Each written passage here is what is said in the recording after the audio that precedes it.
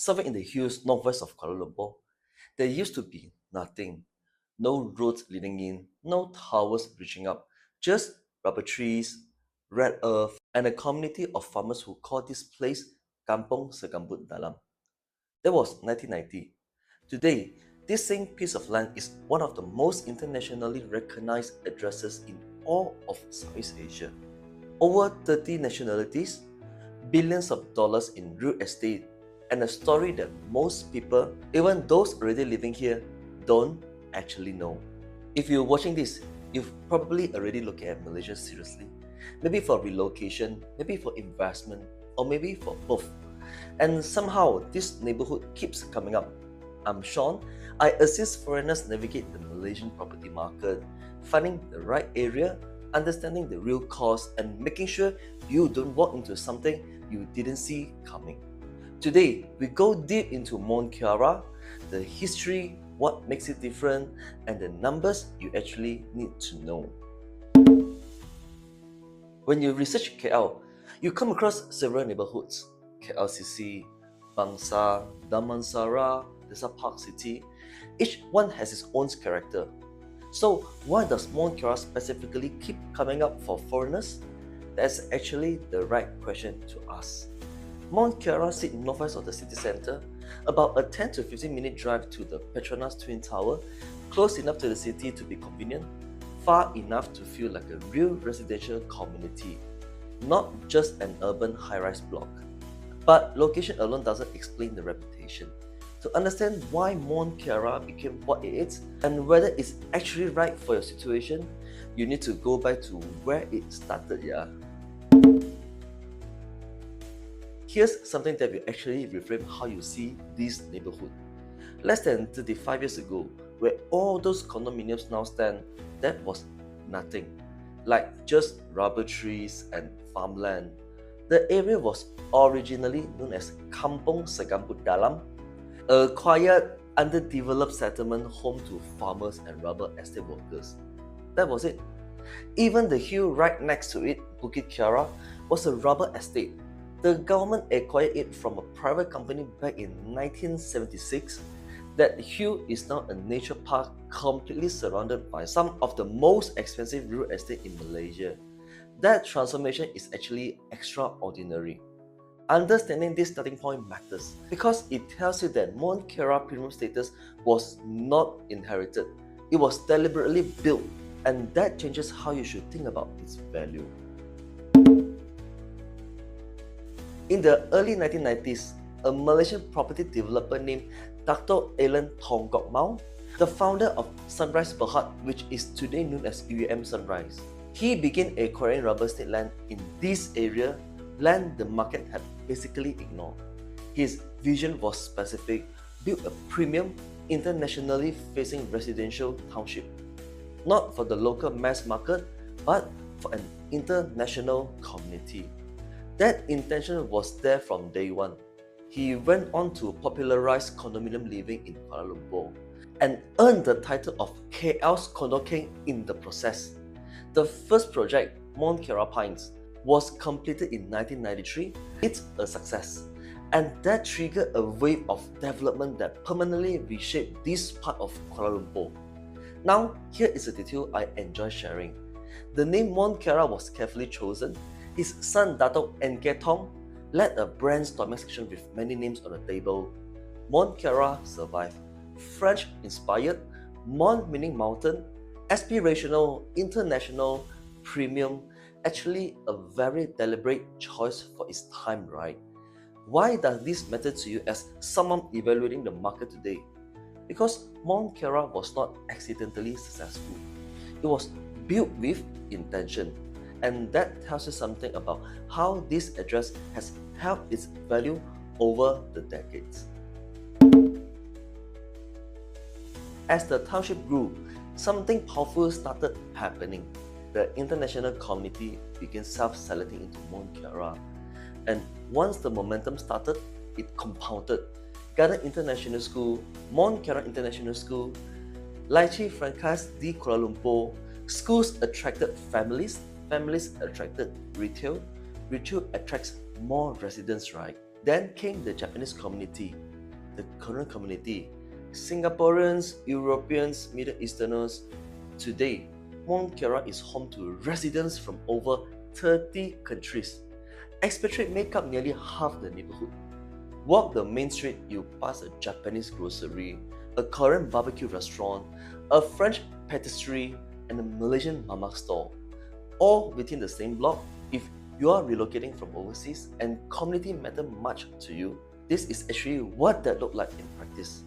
And in 2018, Kuala Lumpur City Hall, or DBKL, officially awarded Mont Kiara a grade A township rating for community, cleanliness, and safety. This is not a developer's marketing claim. This is a government rating. Now, let's get practical. Because if you are seriously evaluating this area, you need to picture the day-to-day reality, not just the highlights. The neighborhood is compact and self-contained, more like one Mont Kiara, and Plaza Mont Kiara sit within the walking distance of most residential compounds. Coffee shops, supermarkets, clinics, gyms, daily necessities without needing to drive far. You're about 10 to 15 minutes from KL city centre via the highway. And unlike many parts of KL, Mont Kiara actually has maintained walking pathways. Small detail, but it matters when this becomes your everyday life, right? For families evaluating schools, the international school options are right here. For professional, the expat network around you is substantial and well established. For pure investors not relocating, rental demand is consistent because there is always a new wave of expats arriving in KL and looking for exactly what this neighborhood offers. Alright, let's talk numbers. Because if you are at the evaluation stage, this is what actually moved the needle, right? Yes, foreigners can buy property in Malaysia, and Mont Kiara is actually one of the most foreigner-accessible neighborhoods in the country. But you need the full picture before you go any further, right? In Kuala Lumpur, the minimum for foreign buyers is 1 million ringgit Malaysia, approximately 250,000 US dollar. The median transacted price for condos in Mont Kiara is around 1.2 million ringgit Malaysia, about 300,000 US dollar. A real entry point for serious buyers, right? What you can buy is Malay reserve land, agricultural land, and low-cost housing are off limits to foreigners. Strata title condominium, which is what most of Mont Kiara is, are generally the most accessible category for foreign buyers. One thing many people get wrong: buying property in Malaysia does not give you the right to live here. Residency is a completely separate application. Malaysia do not have a golden visa where buying a property equals residence rights. If long-term residence is part of your plan, that is different conversation. And actually, one I will cover in a dedicated video. Malaysian banks do lend to foreigners, but depending on your nationality and your employment status, you could get anywhere between 50 to 80% of the property value. The range is wide, right? For stamp duty, as a non-citizen or non-Malaysian, you pay a flat rate 8% on the full transfer price of residential property. On a 2 million ringgit Malaysia property, about 500,000 US dollar. That is 160,000 ringgit Malaysia in stamp duty or 40,000 US dollar.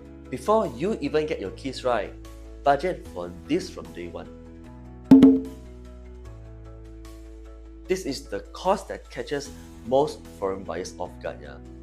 When you eventually sell, real property gain tax applies. As a foreigner, you pay 30% on gains for the first 5 years of the ownership, then 10% from the year 6 onwards. I know that is a lot of numbers, and every buyer's situation is different.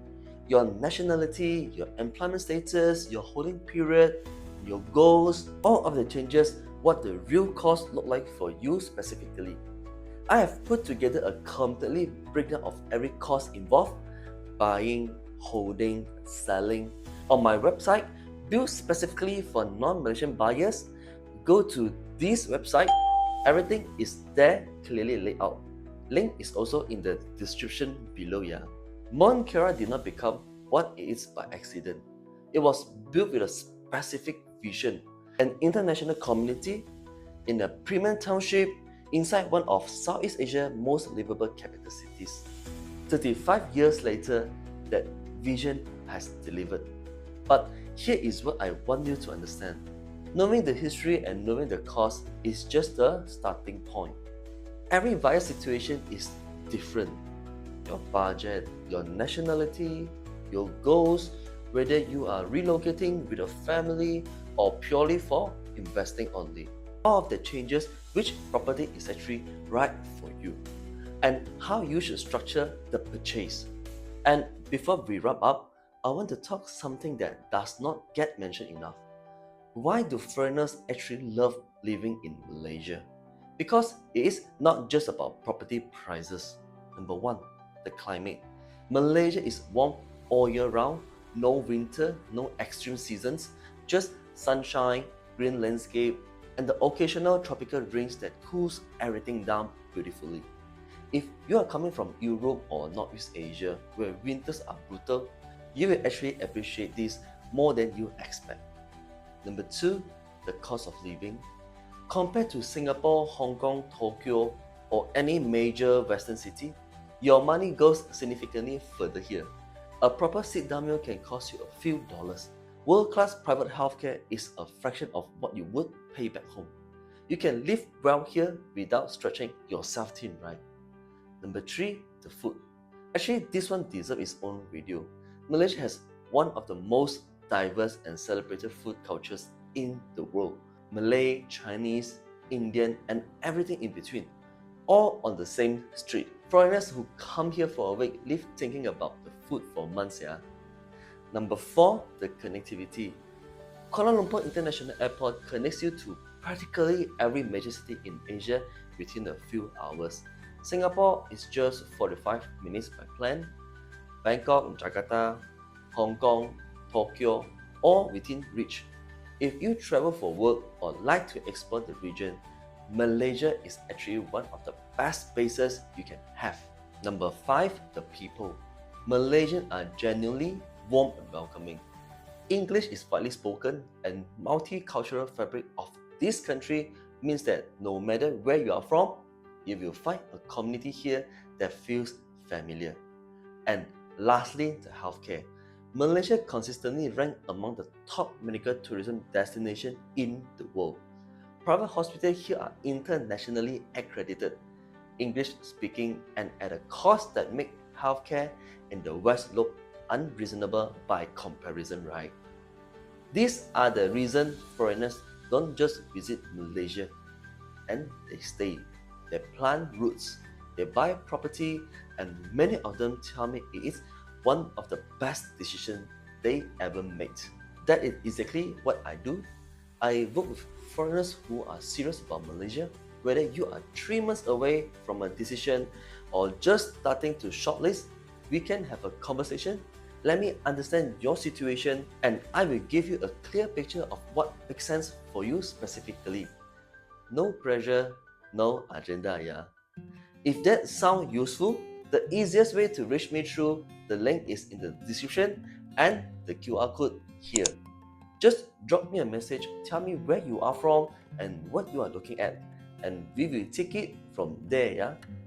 Now, 2 things before you go. First, if you have already been to Malaysia or you are living here right now, drop a comment below and tell me which area you are in. Are you in Mont Kiara, Bangsa, KLCC, Penang, Johor, or Sarawak? Wherever you are, I would love to know where my audience is on the ground. And have you come across any other areas in Malaysia during your research? Maybe someone mentioned Iskandar in Johor. Maybe you saw something about Desa Park City. Let me know because your next video might actually be the area you mentioned. And today's thought of the day. If you are already serving Malaysia and you have not made a move yet, what is the one thing still holding you back? Drop it in the comment below. You might be surprised how many people are thinking exactly the same thing. So remember, hit the subscribe button and like this video if it helped your research. And last but not least, thanks for watching and I will see you in the next one.